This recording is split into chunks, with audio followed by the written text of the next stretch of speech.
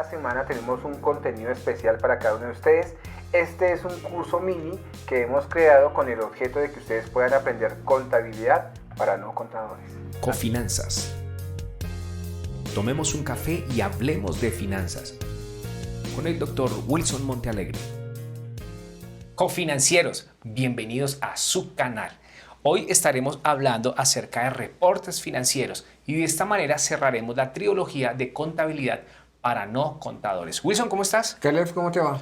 Bien, muchísimas gracias. Hoy tenemos preguntas de nuestros suscriptores y otras sorpresitas ahí en el camino. Claro que sí, tendremos un contenido muy bueno, ampliado en relación con las preguntas. Tenemos también unas aclaraciones. Tenemos las reglas del concurso al final, ¿no? Para el tema del celular, y tenemos una oportunidad maravillosa para que ustedes sigan aprendiendo con nosotros. Así es. Bueno, comencemos entonces con la primera pregunta. Uno de nuestros suscriptores quiere saber si la retefuente no es un impuesto, ¿por qué se aplican sanciones cuando no se paga? Bueno, qué pregunta tan interesante.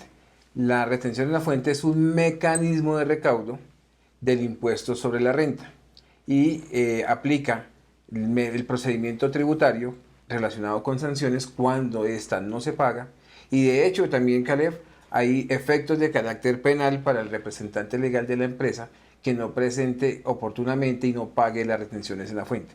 Entonces, si bien es cierto, es un mecanismo de recaudo, en materia procedimental sí tiene todos los efectos de un impuesto, en el sentido de cobrar intereses, sanciones y demás relacionados con la no presentación oportuna de dicha declaración y con el no pago de dichos ingresos provenientes de esta declaración. Muy bien, así que amigos, esperamos que esa respuesta sea clara para todos. Pregunta número 2. Wilson, si los extranjeros pagan impuestos al estar en nuestro país, ¿qué pasa con aquellos extranjeros que no pagan impuestos? Bueno, esto es muy importante. Los extranjeros de por sí no es que paguen como tal tributos por llegar a nuestro país, por hacer uso de nuestro país. Los extranjeros pagan como tal tributos por consumir, porque casi la mayoría de impuestos son de consumo. El IVA es de consumo, sí. El impuesto al consumo es de consumo, y obviamente todos otros impuestos de carácter distrital. Entonces, no es por estar en el país que tengan que pagar, es por el hecho de que llegó el extranjero, llegó, por ejemplo, al aeropuerto, fue y se tomó un café en un sitio de venden cafés, ahí le van a vender el café y le van a pasar su factura con el impuesto al consumo. Entonces ya empezó a consumir, empieza a pagar el tributo. Si después el extranjero se fue para el hotel, empieza como tal a generarse una oportunidad de cobrarle el IVA, ¿sí? Por el hospedaje, por la alimentación, el impuesto al consumo y demás. Entonces es por el uso de los elementos que hay en el territorio nacional. Pero si ya se queda un tiempo, una residencia superior a 183 días o más, pues ahí sí ya empezamos a evaluar su patrimonio, empezamos a evaluar otros componentes de ingresos, otros efectos de residencia, y ya sería contribuyente declarante del impuesto sobre la renta. Entonces eso pasa con el extranjero. Ahora bien, hay extranjeros que llegan al país en calidad de subsidiados, ¿sí? Porque pueden haber conflictos con los países hermanos, llegan al país y el gobierno los adopta para que tengan un beneficio de carácter económico en el país. En ese orden de idea, ese extranjero asume la responsabilidad económica que tiene el beneficio como si fuera un residente de Colombia, y efectivamente va a tener todas unas coberturas, como por ejemplo la cobertura del Sistema Integral de Seguridad Social, el Plan Nacional de Salud, etc. Y eso va a hacer, Caleb, que estos extranjeros puedan estar temporalmente en el país, no es de carácter permanente, con los incentivos, beneficios y demás. Porque el gobierno, al tener personas en el territorio nacional, está obligado a protegerlos. Vamos a hacer un supuesto. Llega un extranjero, residente de un país aquí hermano, y llega con su esposa y su esposa está embarazada y tiene un niño en el país. Ahora hay una obligación. Hay una obligación de prestarle el servicio médico a ella para que esa persona que va a nacer, ese bebé, tome todos los derechos constitucionales de poder nacer con dignidad en el país. Muy bien. Bueno, confiamos que así queden entonces aclaradas las inquietudes de nuestros seguidores. En este momento quiero aprovechar para invitarlos entonces a que nos sigan, que nos dejen su like, se suscriban a nuestro canal y activen la campanita para que estén enterados de todo el contenido que estamos compartiendo semana a semana. Tomemos un café y hablemos de finanzas. Hoy nuestro tema particularmente se trata acerca de los reportes financieros. Así que mientras nos tomamos este delicioso café, vamos a hablar acerca de esos reportes. Así Wilson, es. ¿qué es un reporte financiero? Bueno, un reporte financiero, Caleb, es un resumen de todo lo relacionado en un mundo empresarial o en un mundo de una persona natural, relacionado con un periodo específico y que tiene que ver con información clave. Por ejemplo, sus ingresos, sus egresos, sus activos, sus pasivos, su patrimonio y demás. Estos reportes nos van a decir a nosotros con precisión si tuvimos los ingresos deseados o si no los tuvimos. Si tuvimos los activos conforme a la planificación, si tenemos las deudas controladas o si las tenemos en alza o si ya las tenemos controladas hacia la baja, si tenemos gastos equilibrados y si tenemos, por ejemplo, costos optimizados. Entonces, bajo esas tendencias surgen los informes, como ese reporte, perdón, surge como un informe que nos permite a nosotros que analizar, nos permite a nosotros que considerar variables para poder llegar a lo que requiero en relación con el mundo empresarial. Excelente. ¿Cuántas clases de reportes financieros hay? Bueno, hay dos clases de reportes, digamos, la clasificación. Los que son propiamente, digamos así, depurados o extraídos de la contabilidad, ¿sí? Ya vamos a hablar de ellos. Y los que son extracontables, es decir, que yo preparo por fuera de la contabilidad. Entonces, unos están dentro de la contabilidad, otros están por fuera de la contabilidad, ¿vale? Para que tengamos en claro. Bien. Solamente son esas dos clases de reportes. ¿De qué se trata cada uno de ellos? Bueno, muy bien.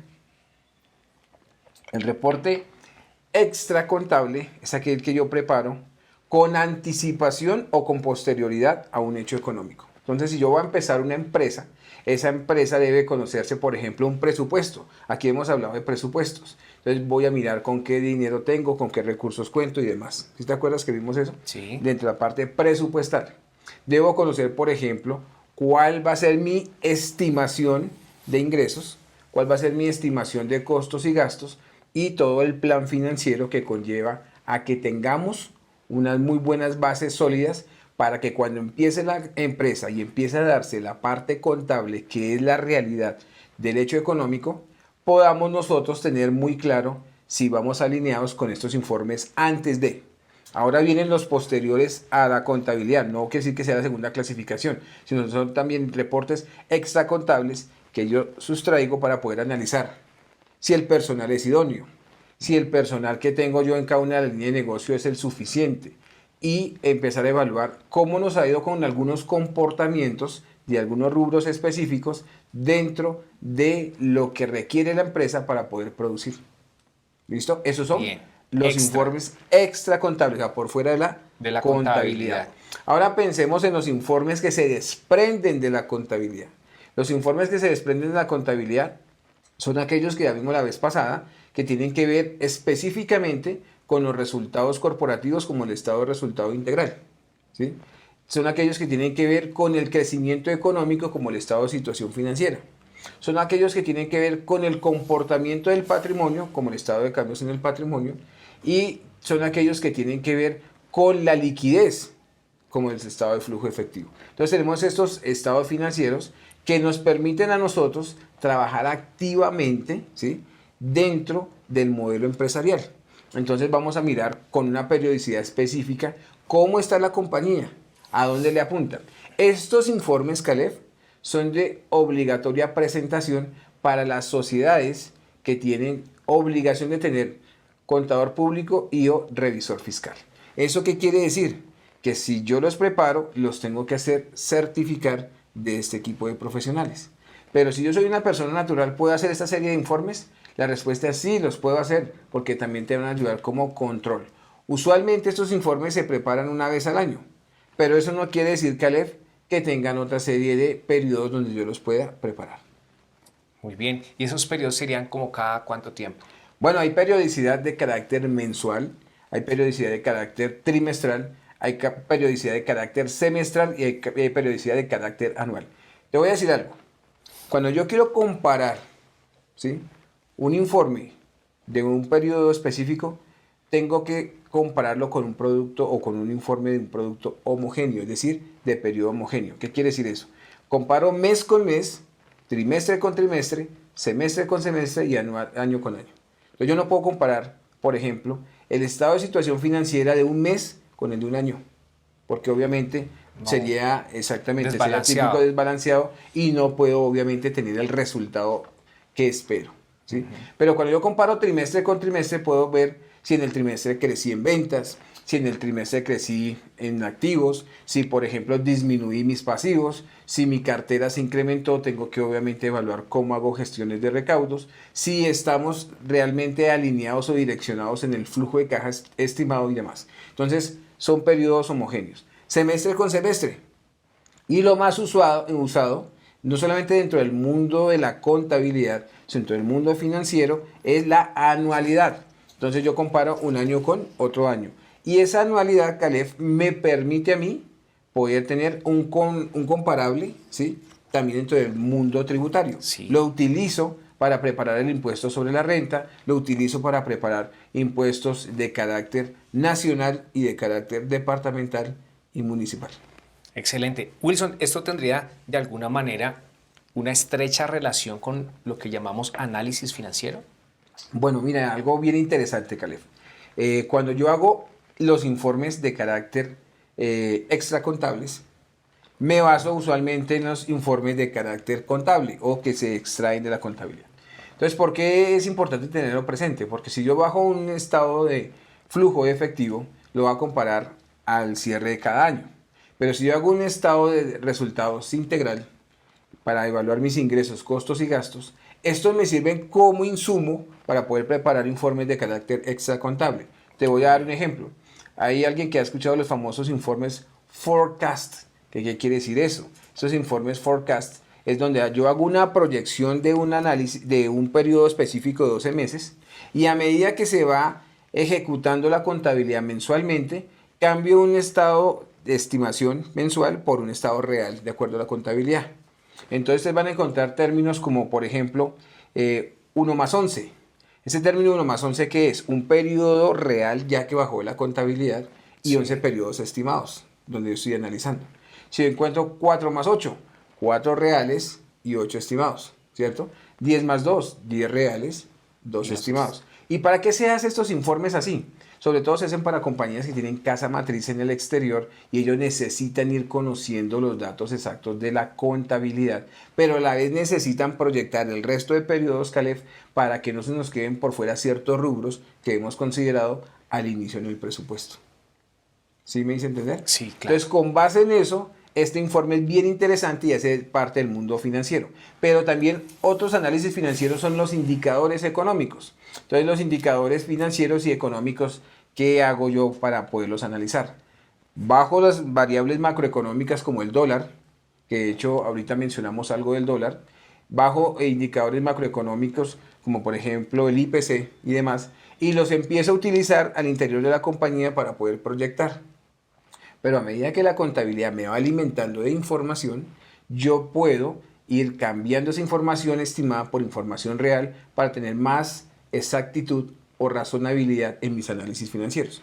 Y ahí es donde nacen los análisis como tal, los indicadores financieros. Entonces empiezo a encontrar indicadores como tal de liquidez, de gestión y demás, que me van a permitir a mí poder proyectar la empresa sobre el cumplimiento de esos indicadores y saber si mi empresa se encuentra estable y sólida o si mi empresa necesita o inyección de capital o digamos hacer un plan de reingeniería para que pueda optimizar sus propios recursos.